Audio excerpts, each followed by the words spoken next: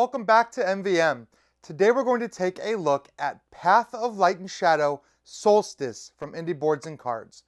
Now this is an expansion to the game Path of Light and Shadow, and I am ready for this expansion. This was one of my favorite games the year that it released. I think that this is a absolutely underrated gem, and so I'm really glad to be able to take a look at this expansion today. So this is your chance to get Path of Light and Shadow plus the expansion if you don't already have it, because honestly, I think this expansion adds a lot of cool stuff. But some of you out there who are watching this video might be asking yourself, what even is Path of Light and Shadow? This game was released by Indie Boards and Cards a few years ago and is kind of an area control, dudes on the map kind of game without having dudes on the map. It's also a deck building game without actually being a deck building game. So this is a very unique kind of game that handles civilization building, area control, dudes on a map, all that stuff in a very abstract kind of way. The game takes place entirely on this board here, and you're going to see this board broken up into a variety of different areas. These areas will have different terrain types that indicate that they're part of the same basic realm. So you're going to have 4 different realms. You have the mountains, you have the riverlands, you have the forests, and you have the plains. So these are going to all kind of link to different decks, and you're going to be able to recruit different types of units. You are a leader from a powerful nation, and your kingdom is really nothing. You are alone in this strange land, competing against all of these other kings or queens who are trying to raise up their armies and conquer the world and basically stake out an area for themselves. But you don't have much at the start of the game. You have a small deck of troops that everyone starts with the same amount of troops, and you're going to have a unique advisor card. This advisor is like your trusted advisor. Don't think they're going to betray you like you might expect in some fantasy. This card is going to help you throughout the game and going to kind of set your strategy. Everyone is going to get one of these at the start of the game as well, and they're going to get to recruit some units from their starting area. Now, the way units work in Path of Light and Shadow is very unique. You have a deck of cards. It's linked to that specific realm. So you have the, like I said, the Riverlands deck, which is what I have here in my hand, called the Riverway Sovereignty. There is a variety of different cards here linked to a number of different factions. There are 4 different factions of kind of, I don't want to call them heroes necessarily because they're really not, but these are people that will join your army for good or bad. Some of them are more moral characters, some of them are more immoral, and these kind of link to the different factions. And in fact, you have some that are maybe neutral, because morality plays a pretty huge role in Path of Light and Shadow. You need to decide if you are going to be a cruel leader or a merciful leader. Some of these factions, like the Hordes of Zerd, want you to be really cruel. Others, like the Sigilborn, want you to be really moral. Some just want you to be devoted whichever direction you choose. So when you're recruiting these soldiers from these different decks, you don't necessarily know which factions you're going to want to get.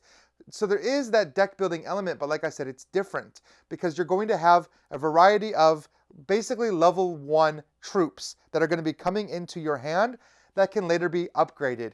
Each faction has an upgrade deck, and you're going to have this little promotion sheet that's going to tell you what all of the units promote up into. So promoting your units throughout the course of the game is going to allow them to become stronger. Now that's kind of where you start the game, but the expansion is going to add in a variety of different things. For one, it's going to add in a bunch of new starters. So you're going to have all these new starter cards that you can shuffle in to the base set, and you're going to deal out 2 to every player, and each player is going to get to choose the one that they think is going to work best for them. In addition to the new starter cards, you're also going to have new units for every basic realm. So you're going to be adding these new units into their different decks. You're going to be shuffling those in before you draw at the start of the game. Of course, each of these new units is going to have their own upgrade paths as well, leading to new champions basically, which are these gold bordered cards that represent the strongest version of that possible card. There's only one of these for each different upgrade path, so only one player will ever get the highest version of any one of these upgrade trees. Now, of course, these new characters are going to be shuffled into these decks, but when it comes to the upgrades, you're going to actually search for these. You're going to follow that upgrade tree, and you're going to get to choose which direction you upgrade your characters into.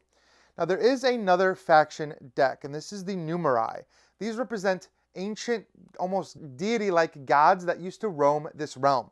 You can recruit these, but this deck is face down, and shuffled, because when you recruit one and upgrade it, they kind of gain their memories of their former life back. And all of these numeri are unique, and they all have some crazy abilities that are going to do very cool things, so you want to get these. And of course, the expansion adds a bunch more of them as well that are going to get shuffled in here. So all of those cards are going to be added in as normal. But that's not all. You do have a whole new area of the world.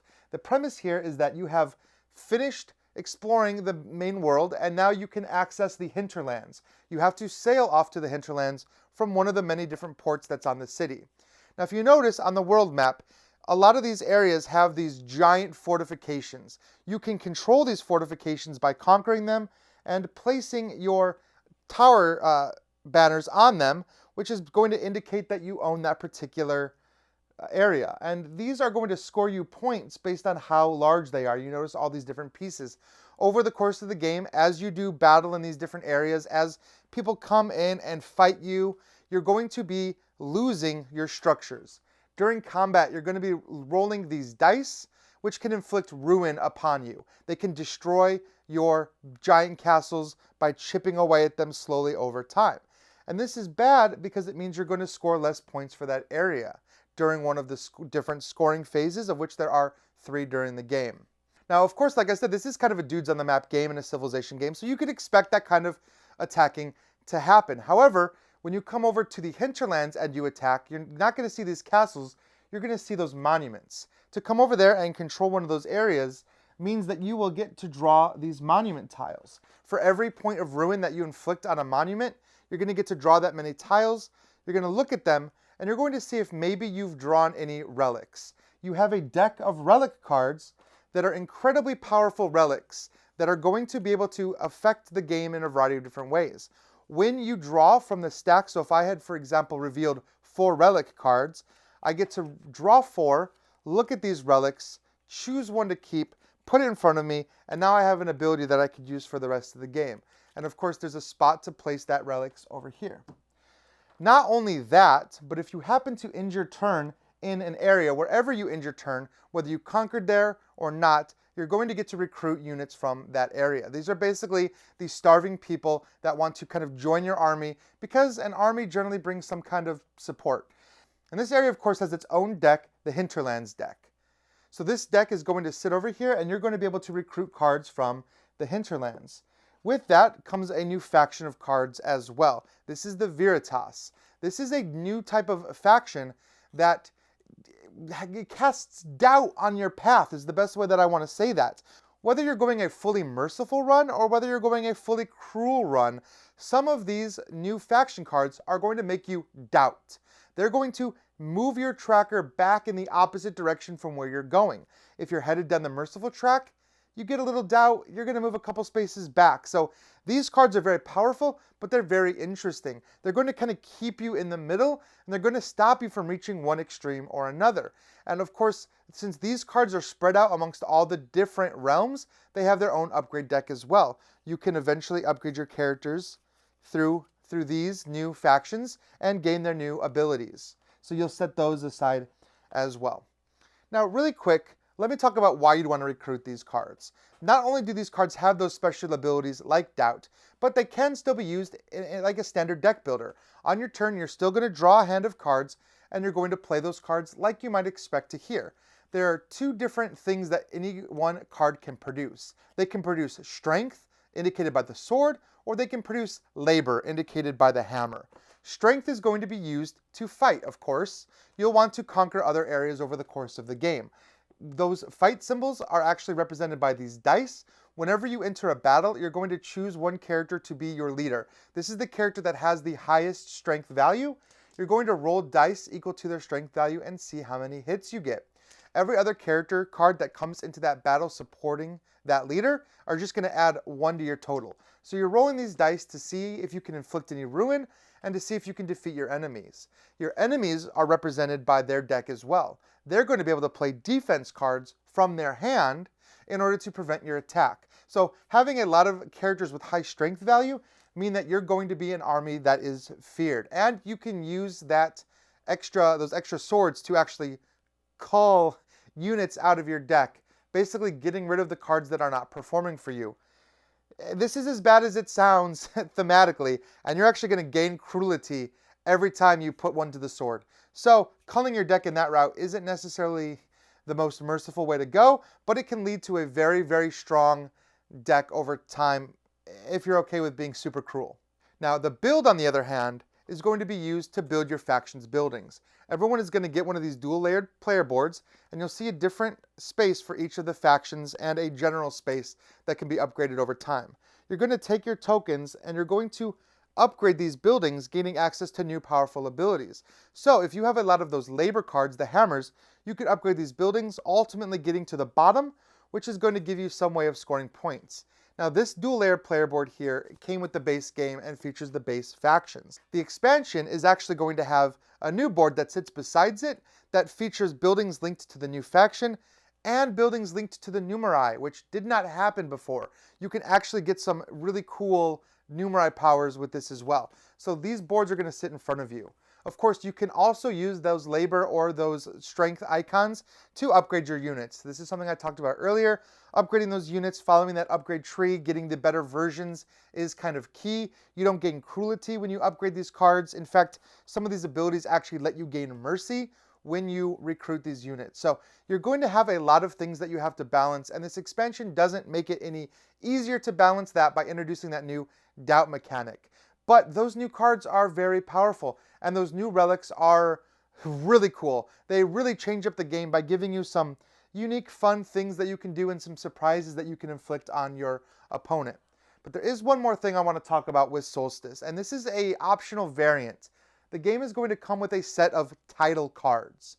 At the beginning of the game, you can deal these title cards out to the players, and each title card has two sides. They have a cruelty side and a merciful side. Each one of these abilities is going to be slightly different. So at the start of the game, before you've done anything else, you can choose which of these sides you want to start on, and you're going to gain a little bit of a boost going in that direction on the track. So instead of starting the game at 0, you're either going to start at cruel or merciful when you use these cards. So this is another cool addition. So all of this stuff comes with Solstice. It all can get lumped in together and you can use all of it at the same time. I don't think I'm going to go back to playing Path of Light and Shadow without this expansion. I think the new higher level characters are really cool. I like having the new player board, the new faction, and those relic cards are just a lot of fun. So this is a look at Path of Light and Shadow Solstice. The game is on Kickstarter, so you could take a look at what all the final components are going to look like.